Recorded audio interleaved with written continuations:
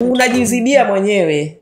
Madam tuna scenario ndio worst scenario nadhani kwenye hii. Nilianza na hizo chache za mwanzo lakini hiyo nataka nikwambie kabisa ile sio kama utakuwa unaikumbuka ya yule dada ambaye ni nasi. Yaani tumempeleka mtu kama nasi anamhudumia mgonjwa alafu anakuja bosi wake alikuwa mara nyingi anasafiri. Kwa amefika akamwaga kwamba nimefiwa na mama yangu.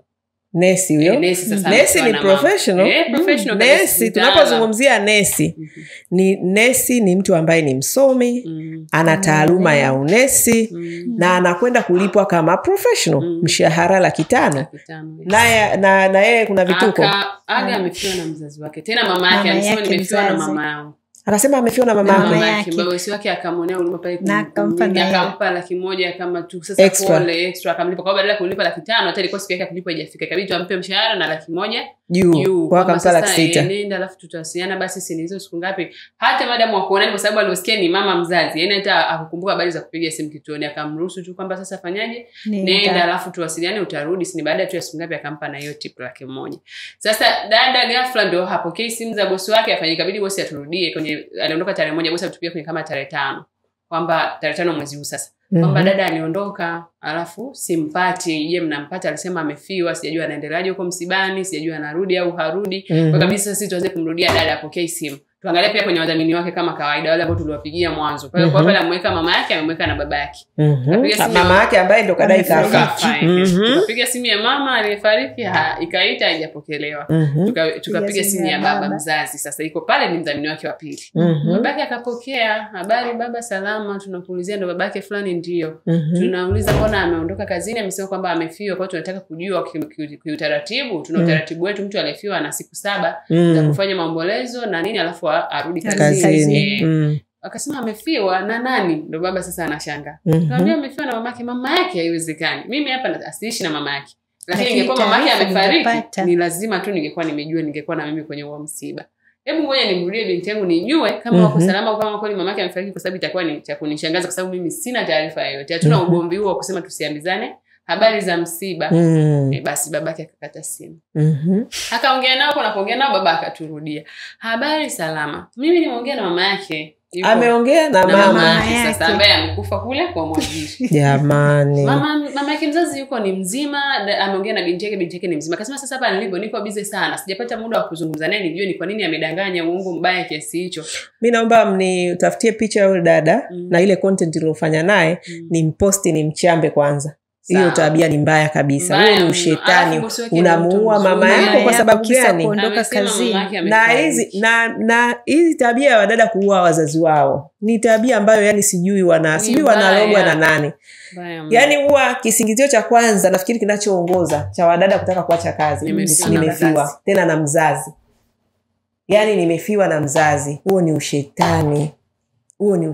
Hakuna sababu mauti ya mzazi wako. Hakuna sababu. Na tuwalazimishi mtu akisema tu jamani kuna utaratibu wa mkataba unaruhusiwa kuvunja ila tu aseme jamani mimi nitahitaji kuacha. Sisi tunamtafuta nesi mwingine. Tena huyo anamhudumia mgonjwa. Wanachokimbia ni ule muda wa kusubiri kwa sababu tumeweka muda kwamba utatoa notice na ndani ya muda huu ndio utasubiri. Nafikiri hicho ndicho kinachowakimbiza kukimbilia kwenda kuua ndugu zao lakini yani kama uko hapa duniani uko katika utafutaji ndugu yangu yani hiyo laana unayoenda kujitwika ya kumuua mzazi wako wakati yuko hai na unatarajia huko unakoenda ukafanikiwe. Huyo nesi amefanya kazi muda gani? Miezi 5. Kwa hiyo 2.5 ndio imempa kiburi au amepata kazi sehemu nyingini. Ukipata kazi sehemu nyingine hakuna ubaya. Unawaambia jamani naomba mnipe mwezi mmoja. Kuna mahali nipo. Hata sisi watu wanaokuja hapa. Sisi tunawaambiaga una kazini kwako utachukua muda gani kuwaambia, kuaga, kuendover vitu. Kwa sababu hata sisi tusingependa mtu atoke hapa ghafla tu kakurupuka huyo kaondoka wakati alikuwa na majukumu. Kwa hiyo tunamwambia unataka kuja kwetu ndio. Ulikuwa unafanya kazi mahali ndio. Una muda wa kuaga. Hakikisha una declare kila kitu, una endover, una nini kwa sababu kuna leo na kesho. Kwa upande wa wadada hakuna sababu ya kusingizia vitu ambavyo vifo na sababu nyingine nimeitwa na mama. Hakuna sababu. Ndugu zangu mnaenda makanisani, mnaenda misikitini. Mungu hadhihakiwi. Wewe utamdanganya bosi wako, utatudanganya Wadada Center lakini kumbe unajidanganya mwenyewe. Kwa sababu once unapoanza kuendesha maisha yako kwa janja vitu vya uongo, unajizibia riziki. Kuwa mkweli, Mungu anayekuona sirini aone kweli umekuwa mwaminifu kwa madogo, kwa sababu neno lake ndivyo linavyosema kwamba ukiaminiwa kwa madogo na ukiwa mwaminifu katika yale madogo, basi Mungu atafungua milango ya baraka ya makubwa zaidi. Na sisi tunasema kwenye hizi kazi hapa ni kazi za kuanzia. Sasa wewe unakuja tu kuanza na balaa la kuua mama, la kusingizia sijui mama kaniita, mara nini, kumbe una mambo yako chungu mzima, huwezi kufanikiwa. Matokeo yake utakuta labda hata ni mahusiano, umepata bwana huko, unaenda huko bwana atakubagaza, utapata chochote cha maana. Baada ya siku chache tu umechoka huko hoi. Tuliona hapa wengine wameenda kazini, wameenda kujitegesha huko. Akina Rehema. Wameishia wapi? Wamerudi hapa na vilio. Kwa nini? Kwa sababu hawakuwa na nia njema ya kusema naanzia haya maisha hapa ili nifike sehemu fulani. Huku nikimtanguliza Mungu wangu mbele kwamba nitafanya lile la haki, la uaminifu. Kama ni mahusiano basi yawe yale genuine yanayompendeza Mungu. Yasiwe ni mahusiano ya udangaji. Unaenda kwenye nyumba ya bosi wako unalewa, unaanza kujichetua na nini sasa? Mtu si anakuona tu malaya. Na yeye atakuingilia kimalaya alafu kesho na kesho mtu unaanza kuja kulia, nilikuwa nataka sio anioe. Nilikuwa nataka nini? Watu kweli mtu anaolewa kwa staili hiyo. Anasema sioi mlevi. Anaoa sio mlevi, mdangaji, kahaba. Maana akikuangalia ulivyokuwa unafanya mpaka na yeye akaamua tu kwa matamanio ya kibinadamu akuingilie. Alikuona kabisa yani wewe huna tofauti na kahaba ambaye yuko huko barabarani au yuko popote pale. You know? Kwa hiyo wadada, kuweni waaminifu. Ndugu zangu, Mungu ametuwekea sheria za mafanikio. Yani hizo sheria zitakuvunja wewe usipozifuata. Yani Mungu sio shida zake. Ameshakwambia uwe mwaminifu kwa madogo. Kwa hiyo uaminifu huo ni kuanzia unapomfanyia kazi bosi wako, utakapofanya kazi na taasisi iliyokuamini. Sisi tumekuja hapa tunawapa kazi hizi bure. Tumewatengenezea platform nzuri, mnapata mishahara mikubwa sana kuliko huko nje kwenye kazi za ndani Tanzania hii. Tunawapa mabosi wazuri na kwenda huko mnaishi maisha mazuri, yani mnakula bata, si ndio? Maana mabosi wetu sio tu wa chini chini. Wakirudi hapa wamebadilika kwa wengine. Wamependeza tafikiri ni mabosi. Yani dada akirudi hapa unasema huyu ni bosi ni dada, unaambiwa ni dada, unashangaa. Au kwenye workshop zetu hapo mtu hawezi kutofautisha dada nani, bosi nani. Wamependeza. Basi mheshimu hicho kitu, mkiheshimu, msipoheshimu, mimi nataka niwahakikishie sheria za Mungu, divine law zile za Mungu alizozisema na ambazo ndio tunawaimbia nazo, ndio tunazozitumia kuongoza huu mradi, zitawavunja. Utatudanganya sisi lakini Mungu hutamdanganya. Utakwenda huko utachapwa. Utaenda huko ufiki popote. Utazunguka. Either utarudi hapa au utaendelea kuhangaika. Lakini ukiwa mwaminifu kwenye maisha yako, wewe binafsi, mbele za Mungu wako, bosi wako unayemfanyia kazi na watu wanaokuunganisha kama sisi, ukawa mwaminifu, ukasema ukweli, ukawa mwadilifu, na kuhakikishia utakaa ndani muda mfupi kwenye hizi kazi, baada ya hapo unatoboa. Na Mungu atakufungulia, utakutana na watu ambao watakushika mkono hutaamini. Kwa hiyo hayo ndio mimi nitaka niwakumbushe, kwa sababu huu mwezi tunajua wadada wataleta stori zao, stori za kufiwa, za kunini, lakini hakuna. Ni kwa sababu mnataka tu yale mazoea. Huu ni mwezi wa 12 na mimi niende, hakuna hata cha maana. Mnadanganyana tu wengine kwenye simu, umesikia fulani kaenda kwao na wewe unataka uende. Jamani, focus kwenye ndoto zako. Sikukuu zipo kila mwaka, sikukuu zipo. Tengeneza hela yako, ukishakuwa na hela yako kila siku ni sikukuu. Ukiwa na hela kila siku kwako ni Christmas, kila siku ni sikukuu, utakula bata, utaenjoy. Lakini sasa hivi hujajipanga, una lolote na wewe mbio unataka kukimbia. Wengine uvivu. Kama ulivyosema. Uvivu. Watoto wamekuja nyumbani sasa hivi, unaanza kuona shida kwa hudumia. Acheni uvivu. Hakuna mafanikio marahisi. Hakuna hela rahisi, sidanganywe. Hakuna hela rahisi. Lazima uifanyie kazi. Shukuru kama una watoto ambao wakaagi nyumbani, basi mwezi wa 12 na mwezi wa 6 mara 2 tu kwa mwezi, kipindi wanachofunga wanakuwa nyumbani. Na wewe jitahidi kujiongeza, basi uonyeshe na wewe mchango wako. Yani dada anakwambia ananiambia mimi nibadilisheni boss. Sababu yake tu kubwa kwa nini anataka badilishwe ni kwamba mtoto ananimbishi kula. Nikamwambia kweli leo unasema mtoto anakataa kula ndio badilishwe sehemu ya kazi. Ukipelekwa sehemu kuna watoto watatu unatakiwa uhudumie wote wewe utaweza. Alafu pia boss wako ameshakulipa hela. Hiyo ni moja wapo ya kitu ambacho anahitaji solution. Kama mtoto wake anakataa kula, umejaribu kufanya chochote kujua kama kwa nini mtoto anakataa kula. Yaani kwa hiyo unaona kabisa yani dada uwezo wake wa kufikiri. Boss wako ana shida yote, hakuna shida kabisa kwa boss wangu. Kuna changamoto nyingine hamna. Kwa hiyo kinachosababisha utake kubadilishwa boss ni nini? Mtoto anakataa kula. Sasa kazi ile kupeleka hapo si hiyo ya mtoto akumsaidia. Kumsaidia sasa mtoto wale. Yaani unajua unaweza nikamwambia wewe sasa kazi za ndani. Hauziwezi usitegemee tutakutoa hapo tutakupeleka sehemu. Hamna sehemu utakayoweza. Kwa sababu yeye anadili na huyo mtoto tu na mtoto mwingine kwa boarding. Yaani yuko ni yeye na huyo mtoto anashindwa kumlisha huyo mtoto mmoja. Haya mabosi kazi kwenu. Naomba hichi kipindi muwape wadada wenu waangalie. Bosi yoyote ambaye umechukua dada hapa hichi kipindi tumekifanya kwa ajili ya awareness ya mwezi wa 12. Tunajua familia nyingi zinahitaji msaada wa wadada mkubwa zaidi kwa sababu watoto wako nyumbani na kuna wageni na nyinyi wenyewe mko likizo.